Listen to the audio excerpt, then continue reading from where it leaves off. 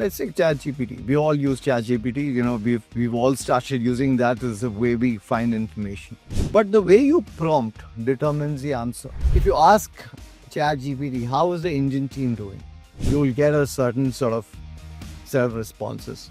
But if you ask ChatGPT, what is the likelihood of the Indian team winning the Asia Cup? You'll get a wholly set of different, and these are connected questions because that's what I, as a cricket fan, am thinking. Correct. In my mind, they're all connected. They're connected, but for the AI engine, they're two different questions and with two different answers. We all have even school teachers who we remember 50 years later. I've been fortunate both in my educational career and my work life to have known a lot of people who've shaped the way I think.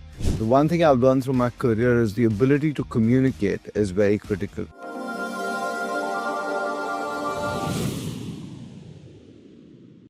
Welcome to CXO Connect, where we speak with leaders shaping the future of business and technology. Today we are joined by Srikanth Iyengar, CEO of UpGrad Enterprise. His journey spans from Infosys to UpGrad Enterprise, where he has been steering the company's global B2B skilling vision since 2022. Srikanth, welcome to CXO Connect. Thank you, Prasad. Pleasure to be here. Great. Let's just start off with some of your early learning experiences. You went to IIM Lucknow. You told me that you grew up in Mumbai and Pune. What are some of your earliest learning memories and takeaways, and how have those experiences sort of helped you in later life? First of all, I feel truly blessed to have had some of the opportunities I've had. Growing up in the west of India, one learned a very sort of hardworking culture. You worked hard, you performed in academics, and you created opportunity without any sense of entitlement. And I think the education that the IIMs give you is world-class education at a very, very affordable price. So I feel truly grateful. The other thing that these experiences taught me was the peer group is very important. And I think in India, we are blessed with having a whole set of very, very industrious young people who are aspirational and who want to learn, who want to progress. And I think I was fortunate to be part of that environment. And I think that shaped me all through my life in many ways. Do you recollect from your student days any subject which you now think you should have taken slightly more seriously? We all have our pet peeves. Yes. So it's interesting you say that. I'd probably say, we had a course on law, and, I'm an engineer, and then I went to B school. Marketing and branding and sales was my interest. And you think, law is for the lawyers. But I think in a world today where regulation is critical, where geopolitical tensions come into play, understanding of legal frameworks is something I probably should have paid a bit more attention to. You learn on the job. We all have even school teachers who we remember 50 years later, right? Somebody left a sort of mark on me and made me a better student, or just made me understand something better. So there are many. Okay, I've been fortunate both in my educational career and my work life to have known a lot of people who've shaped the way I think. But if I were to look back to school, I was fortunate to go to a convent school, as they call it in India.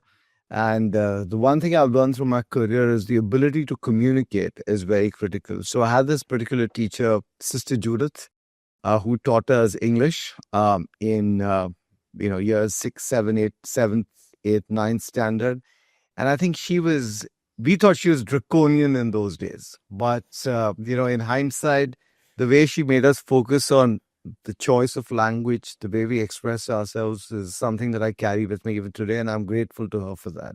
From Sister Judith to IIM, how did all of this sort of help you navigate your career? Because you've, for example, operated across various kinds of organizations in various geographies and quite a diverse portfolio. How did those early experiences sort of help later? Have you ever thought about that? The hindsight is always 2020 when things are clearer in the rearview mirror. But I think when you look forward, at least the way I have seen my life pan out is you can have a framework within which you operate, but you can't plan because life happens and you have to, work through. But I think what's helped me is having a sense of adventure, if I call it that, wanting to explore new things and being a bit fearless because, what you don't know, you don't know. But when you go into a new situation, I'll take an example, right? Lack of apprehension. Lack of apprehension. And that often gives you a lot of confidence because you're sure about what you can do, and there's a whole set of things that you cannot do.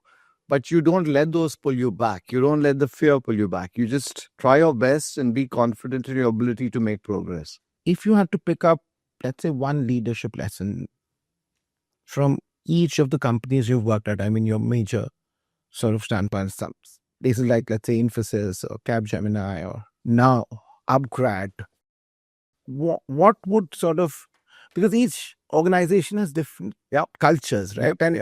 And all of us sort of align to those values in a certain way. For example, if in my career I worked in a certain organization for the longest time, a lot of my editing and writing is influenced by their style. Sure.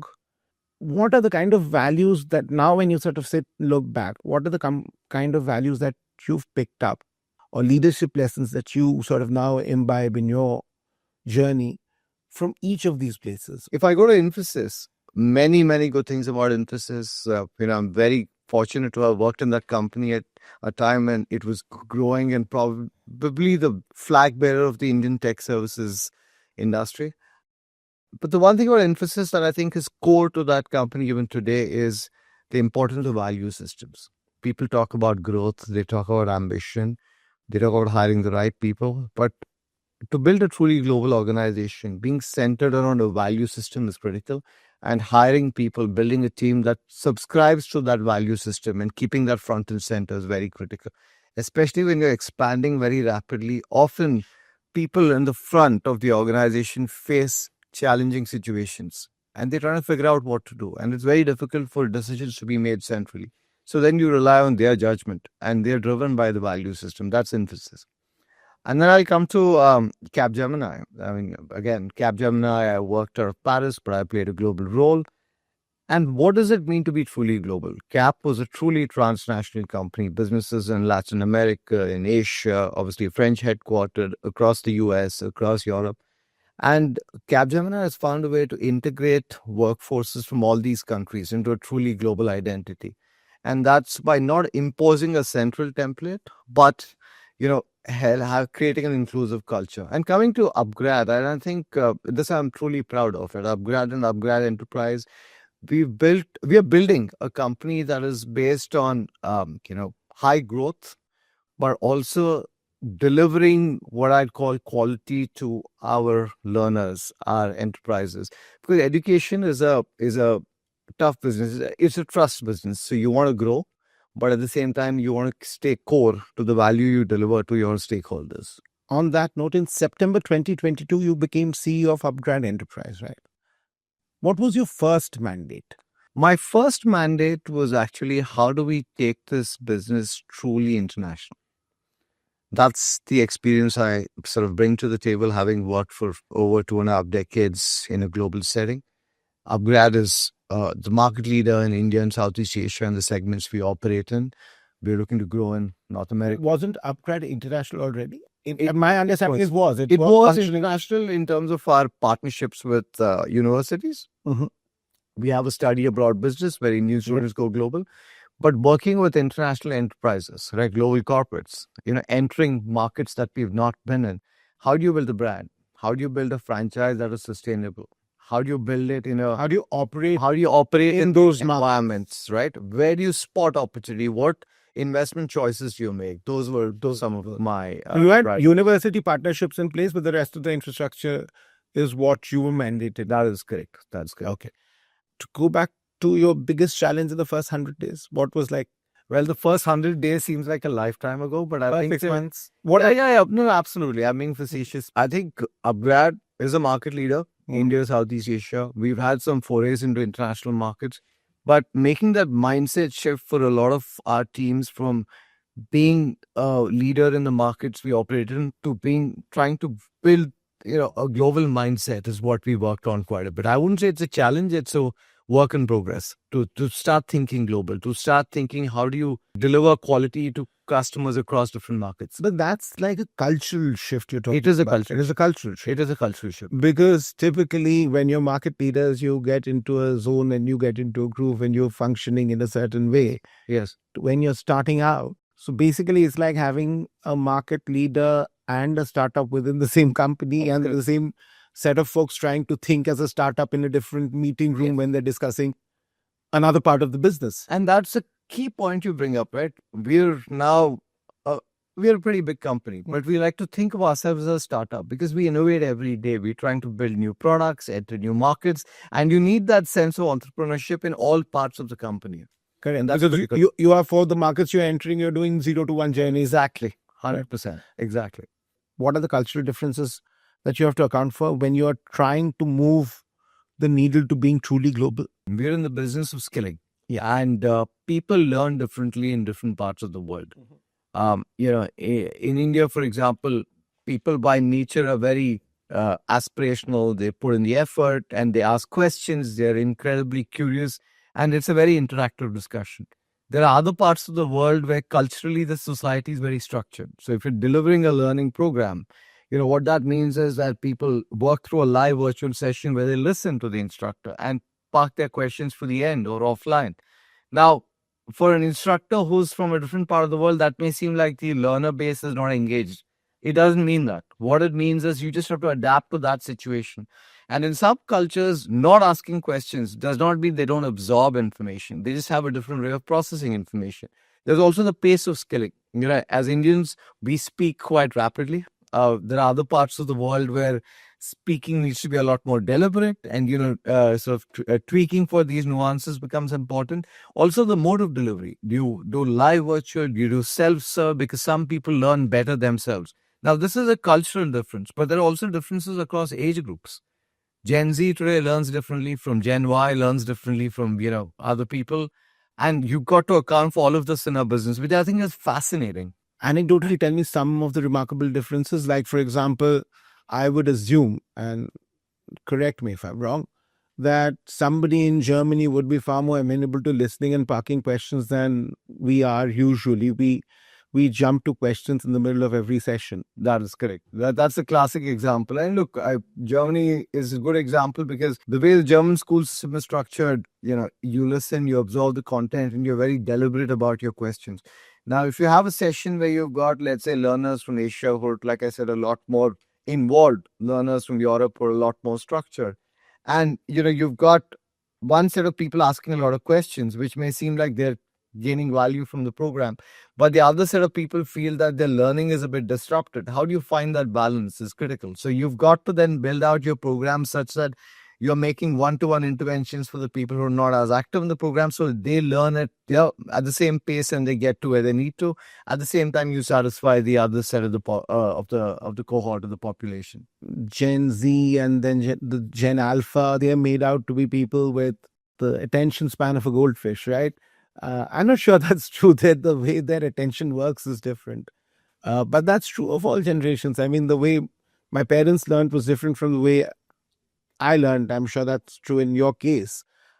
But how do you sort of tailor programs which appeal to all age groups, or at least a range of age groups? So how do you manage that? I agree with your point that different generations learn differently, and that's been the case for centuries. I mean, that's how human beings have evolved.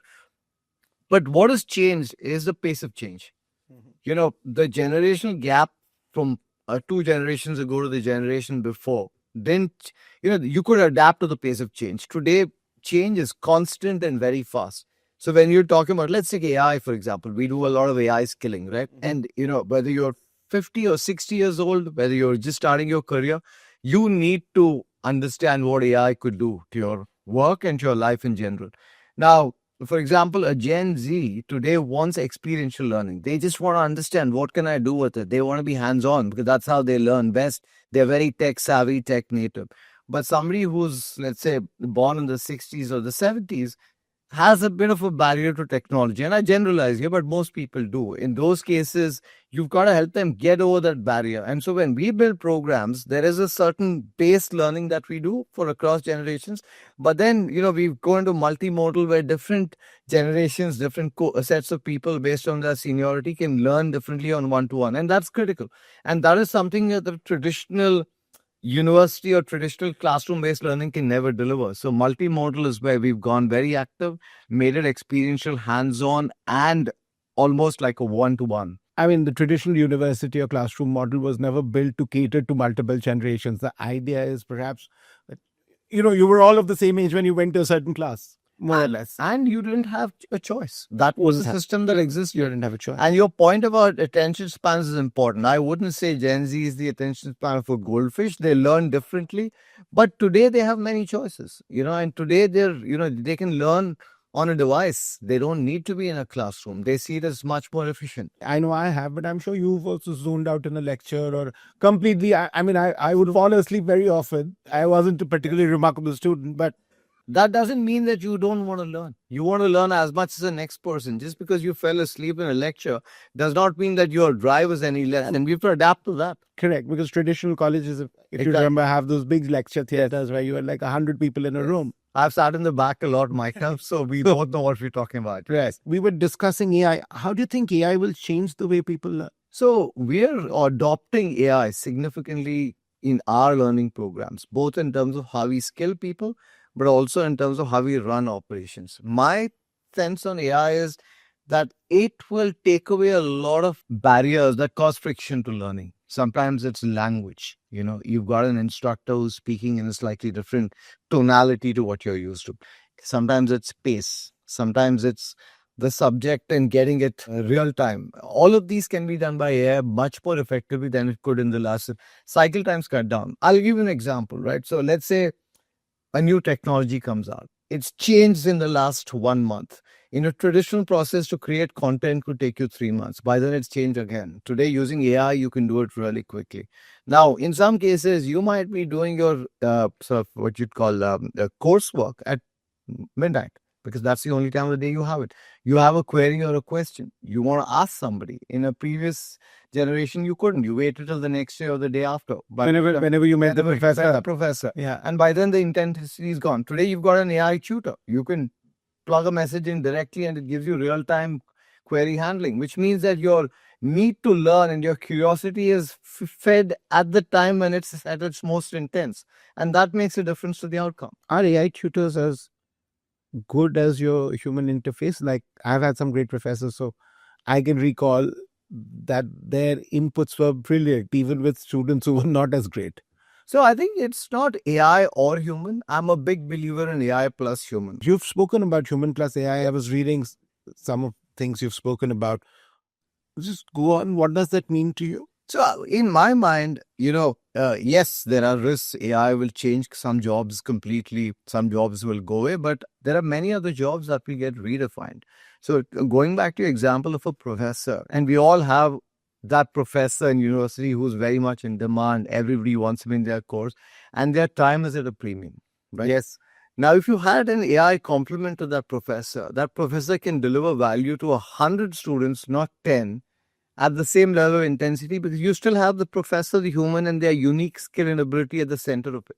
But the AI can complement a lot of other things that otherwise... Take away the mundane. Exactly. The mundane and also the repeat. The repeat. Yeah. Yes. Okay. You were speaking about AI into UpGrad enterprise programs of others, right? Yes. Couple of things that come to my mind: virtual labs, Yes, sandbox environments. Can you explain for this audience how do some of these things work for learners, and what are the changes that you're seeing? Let's take ChatGPT. We all use ChatGPT. We've all started using that as a way we find information. But the way you prompt determines the answer. I'll give you a classic example, right? I mean, we all love cricket. If you ask ChatGPT, how is the Indian team doing? You'll get a certain sort of set of responses.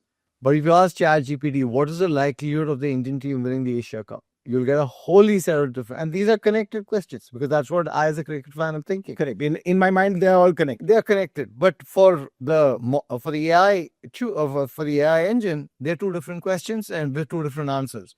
Now, therefore, the ability to prompt, which is your ability to think, structure your question, and communicate it to the model, becomes critical.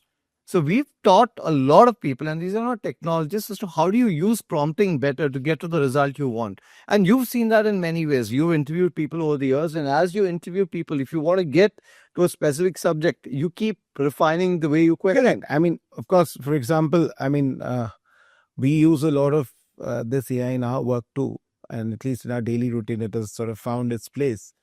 but there are some users who are better than others simply because they understand their prompts are better crafted. Their prompts are, instead of 4 lines, maybe 40 lines. Exactly. I have colleagues who worked out how to do recursive prompts on their own. But it's interesting you say that. While you're saying that we will pick up these skill sets, and these skills like prompting will become important, and AI will create a whole new set of jobs, which skills you think will become obsolete? How do you sort of repurpose those, that workforce, into doing something linked? Sure. What I think will become really important is context and domain expertise. And that just can't go away, right? Because there is there is experience, there is, for example, the, interpersonal touch that human learns. And this is part of our evolution, is the race that just can't go away. And therefore, I think those skills will become even more important. And there are many areas where people are just performing day jobs. I mean, I'll take an example of a bank. We serve a lot of banks. If, let's say, you're a manager at a retail bank, in a small town in India. Now, obviously, there's a whole process as a bank that you've got to do, know your customer, process, blah, blah, blah. But in essence, in retail banking, it's the customer relationship that becomes important. So if you can say that, look, I can free up my entire bank or the branch workforce to focus on talking more to customers and doing less of the paperwork that they are doing today. AI engines can do it for you, and you can focus on building the customer relationship. That changes the way banking is done. Now, of course, then you need a set of people whose comfort is building the relationship, not people whose strength is the process, because the machine can do the process, which means that you sort of train them differently. You maybe hire different people. So people who've been hired a certain way, that those jobs will change, and the employee you hire need to adapt, or you need a different kind of employee. It's interesting you use the bank example, because when I was growing up, one of the first interventions in technology, pan-India level, was in the banking sector. Exactly. Across PSU banks. Yes. And some of the biggest protests against adoption of technology, of computers coming in, was with the banking unions and the banking employees, because they felt that their jobs would go away. But I think as we stand, maybe 35 years later, banking jobs have grown. They've grown exponentially. I mean, today you have the unbanked has become banked across the entire country. You have, a whole set of new banks that have been launched, purely digital, in person. So the sector has expanded, and technology has been a driver for it. And that's exactly what I see AI will do. But the banking job that was done in the 60s is no longer in existence. You may not have a branch, you may have a virtual assistant on your app, but you still, most of us still have that customer relationship person we can message or call, right? And while at least I haven't been to a bank branch in a very, very long time, after demonetization, perhaps not, right? But it's a thing where you're virtually interacting and doing the same functions. And then it comes down to the intangibles, right? If, let's say, 3 banks are offering you the same interest rate, you instinctively gravitate to the brand that you trust. And that trust is based on the experiences you've had in your interactions with that bank, whether it's virtual, whether it's offline. Ease of business, I think. Ease of business, less friction. Less friction. Exactly. You're with UpGrad Enterprise, and you've called B2B and B2C yin and yang. Yes. What does it mean in practical terms? It is a very interesting construct, but I just wanted to sort of... No, so let me explain that, right? And we all understand the concept of yin and yang. Life is a balanced end. The business we are in, like I said, is we skill people, right? And why do people skill? To create new opportunities for themselves, to create new employment for themselves, to progress in their careers. So the people we skill are being hired by corporates, by governments, or they're setting up businesses of their own, right? So we need to understand what both these stakeholders want. Because if you're skilling somebody to get prepared for a career, you need to know what their employer needs. Now, if you're skilling employers, the employees of large corporations, I think people who will hire them, what do they need? Exactly. Your starting point for understanding how to upskill these. How to upskill these. Yeah, but the flip side of it is that every employer out there is competing in a talent marketplace. They're trying to get the best employees for themselves. So they need to understand how a population that's coming into the workforce thinks. What do they value? right? We talked about generational shifts earlier, and that's what I mean by the yin and yang. That if you're able to, on one side, understand what the employers think, the corporations, the governments, and on the other side, what the learners think, and you've got both those perspectives, it keeps refining what you bring as a proposition to either set of So you're constituents. trying to basically align expectations, but isn't there a natural expectation mismatch? No, I don't think there's a natural expectation mismatch. I think, in fact, it is important that you get both perspectives. I'll give you a classic example. We launch market reports because we skill 2 million people a year. We've skilled 12 million to date in our existence, which means we've got a large set of people that we get perspective from. We launch market reports on various aspects. Our latest report is called Skilling Smarter. And in the Skilling Smarter report, which came out about 2 months ago, we talked about the fact that 64% of employees today below the age of 30 actually don't feel comfortable talking to their manager about their problems at work. They'd rather talk to an AI engine instead, which I think is a huge, huge shift in the marketplace. Because I think that is a societal shift in a sense. And I'll tell you my perspective. Because of the rise of social media and the way we now communicate, there is a certain comfort in anonymity that we enjoy. And speaking to somebody face to face means that you have to put a face to the name. And very often, when you're speaking to the AI, and most of these communications can become anonymous. And it's a safe space. And you don't feel you, judged. don't feel judged. So Exactly. that I think is perhaps pushing this, but it's where we are heading to. It's a societal change. But take the flip side of the same equation. If you're a 50 something or 55-year-old manager who's managing a very young workforce, you've grown up in a workforce where you're used to talking to your seniors or managers about things at work, and that's how you solve problems. And you sort of propagate the same today. And that's where if we as a skilling company have a perspective on both sides, that actually helps us bridge better. It's funny you say that because me and my colleague, we run a weekly sort of comic strip, Interesting. which is now talking about some of these things. Like we have a Gen Z intern and a very hassled millennial manager and a CEO who belongs to another generation. And you have your caricaturize them into cats. But I share that with you. It's something we talk about all the time, that there is a inherent difficulty in people communicating with each other naturally, and that can lead to some very awkward situations in real life and very funny situations for our comics. Sure, yeah. And look, for me, that learning happens at home. I mean, I'm proudly the father of a 17-year-old, and I like to think of myself as very with it and progressive, but my 17-year-old is the mirror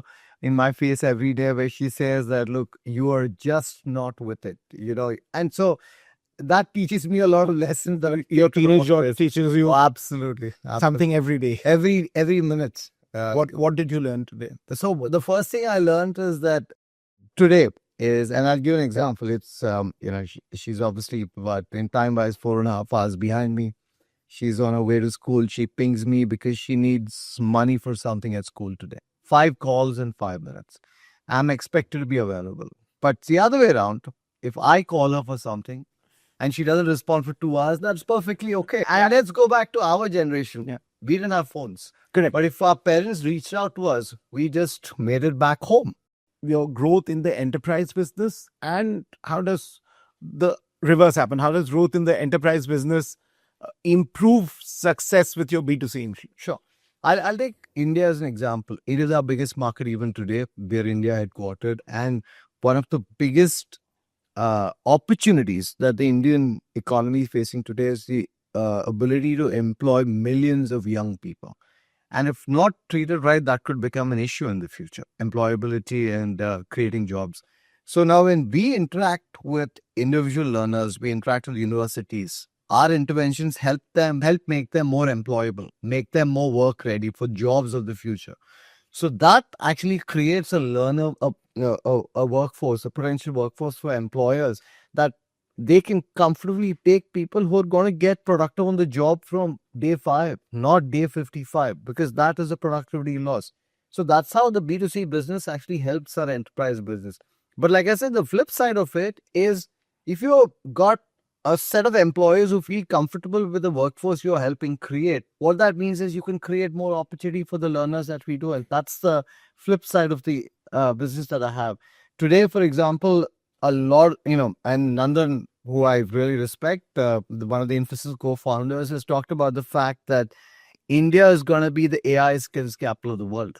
And I think that's a huge opportunity for us as a country. And this is not just for technologists. This could be in functional roles as well. What if you had a lot of accountants, you had lawyers, you had consultants in India who are smart, who are AI ready, who could power these industries across the globe? Clearly, these are two different divisions in your company. Yes. These are two different businesses. How do you prevent internal competition between the teams? Any company will have certain internal tensions. There are drivers, and I think honestly, Friction is good. it's good. Yeah, Okay. I wouldn't call it friction. I'd call it a slight difference in objectives in the short term, but in the long term, we're all trying the same thing. And having some of that push is very very critical, because that's how you progress. And that, I think, often, as has been said, Jim Collins said, good is the enemy of great. And complacency on something that's working is often the biggest detriment to future growth. So I think a bit of internal tension is good, as long as it doesn't become disruptive, as long as it doesn't become too political. I think, and we've been able to maintain that balance in that sense. You're saying that you're balancing profitability and short-term business objectives with a long-term purpose. And in that sense, the long-term purpose, if it's aligned, this slight imbalance in the short term is working out. How do you genuinely put that into practice? Because it's something that all businesses struggle with. And as a leader, how do you sort of put that into practice is something that I'm very keen to understand. Education is a trust business. Yes, we are a commercial enterprise. We're here to, make a profit. But I think we are very privileged to be in a business where we can impact millions of lives. And we've got to take that responsibility with a lot of importance. We want to deliver for our learners, but we can't cross a line. And I say this specifically because there have been instances in the markets where education trust has been misplaced in many cases. Journalism is also a trust business, so I get that. And so what we do is that the purpose is to make sure that people have more fulfilling careers. And as long as we keep that at the center of things and we deliver the value that we have, I think we're in the right place. Yes, there'll be questions about, is this more profitable? Is this less? But we've got to make sure that our teams don't put the profit ahead of the impact that we create on our learners, because in the long term, that is the single most important thing that will help us grow as a business and also impact millions of lives. Okay. What does success look to Srikanth 5 years from now? And what does success mean for UpGrad 5 years from now? I'll take UpGrad first. Sure. Okay. I think clearly success for us, there is revenue growth, there is profitability, there is international expansion. I like to think of us as Indian headquartered company that is truly a global world leader. And if we make progress on that, I think that's something we as UpGrad and UpGrad Enterprise will be really proud of. We've seen examples of that happen, for example, in tech services. In the last 20 years, Yes. Indian companies have become global leaders. And I believe that can happen in skilling and education as well. And we'd like to think we'll be one of those. So that clearly for us is success. And I think for me personally, you've talked about my industry shifts. I started in what was the FMCG business, learned a lot, and then was part of tech services where, growth was phenomenal. I had opportunities to learn. And now I'm part of a skilling business where I believe that I can help create a legacy for UpGrad as a company. And that would personally be very fulfilling for me. That's what I look at. I've been fortunate. I've played a lot of roles. So I'm not looking at this as this title or this role. It's more success in terms of the impact you create. So what is the legacy that you would like to leave? I'll give you if, for example, if let's say in 10 years from now, we as UpGrad could say that we've impacted 75 or 100 million lives. That's a legacy, right? If we said that we help make India AI ready, right? That is the legacy we'd like to leave, because the whole world is grappling with what does AI mean to us as individuals, us as countries, to us as economies. We have an opportunity to be the AI leader of the world, and UpGrad has a role to play in that. I think that is truly critical. And if you look at our partnership with Microsoft, it's public, so I can talk about it. Satya Nadella and Ronnie announced this together earlier this year. We are Microsoft's only skilling partner in India, named skilling partner in India. We did a joint press release, and we have an objective to skill 1 million people on AI and Copilot in the next 18 months. I mean, starting January. That's an ambitious thing. This next set of questions is supposed to be a fun round. Sure. It's ubiquitously called a rapid fire round, but it need not be very rapid. I used to be a quizzer, so I'm going to love this. AI in education, hype or game changer? Short answer is yes in spades. I think that's what I can think of. It will transform people's careers. Your go-to app for news? It typically used to be the BBC, but now I ask Perplexity. One skill which you think every professional must master today? I would say more than skill, it's an attitude. It's insatiable curiosity. That is extremely important because now you have information at your fingertips, but you need to want to seek. Data or instinct? Data. Classroom or online? A blend, but online. Coffee or chai? Coffee, any day. I'm a South Indian by Your favorite memory from your IM days? the friends I have even today. I think it was a privilege to study with some of the brightest brains in the industry who had their hearts in the right place. If you didn't have this career, what's an alternative career that you could have pursued? A history teacher. History is a passion. But it would have been a privilege for me to have served in the armed forces. That would have been my dream. There are a set of reasons why I did not do that, but I think that's probably the epitome of serving your country. The most underrated skill you think leaders don't value enough, a skill? An impression with your employees where they can come and talk to you without fear. There are a lot of leaders I've seen who are extremely successful because not just people who report to them, but people in the extended environment just feel comfortable coming and talking to them. And, often those leaders tend not to be the loudest in the room. They tend not to be, the most forceful, but they are glue in organizations. And if you took that glue away, sometimes things fall apart. But the fact that the glue is there is something many people don't notice. Your definition of impact in one line? Tangible when others speak about it. One book or podcast that has changed the way you think? There's not one, there are quite a few, but So, if I go on and pick name a few. one book in the last few years is Daniel Kahneman's Think Fast, Think Slow.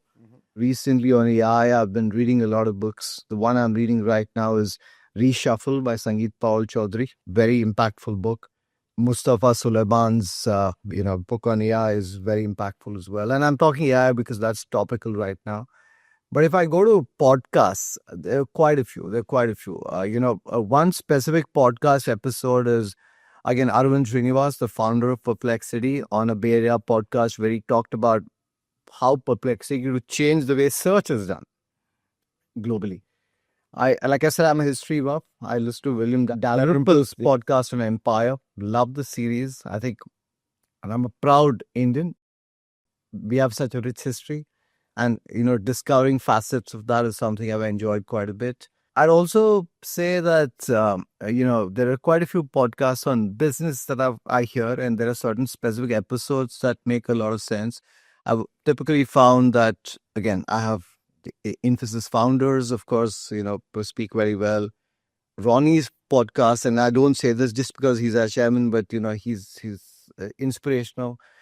Jamie Dimon is someone I listen to quite a bit. So quite a diverse set of people. Yeah. Set of people. The one thing that your daughter has pointed out, which has changed your perception about yourself? The thing is unconscious biases. And my daughter points it out to me all the time. I'd like to think, like I said, I'm very diverse. I'm also non-judgmental, but words I use, actions I take, she points out and says, hey, this could come across as a command to someone, not as a suggestion. So I think these are things that have caused me to reflect. And it's a function of the environments we grew up in. What was accepted 30 years ago in a certain cultural context is probably not accepted today. But someone needs to tell you that. And someone where you don't judge the messenger. And that's where I think my daughter has been my spouse, for sure, who also happens to be from Calcutta like you, and my daughter have been the biggest mirrors in my career. Srikanth, on that very interesting note, thank you so much for being here. that brings us to the end of this edition of CXO Connect. A big thank you, Srikanth, for being here today and sharing some of these wonderful anecdotes and insights on your journey with us. And of course, thank you to our audience for joining in. And we look forward to bringing you more conversations with leaders shaping the future of business and technology in India. Until next time, goodbye.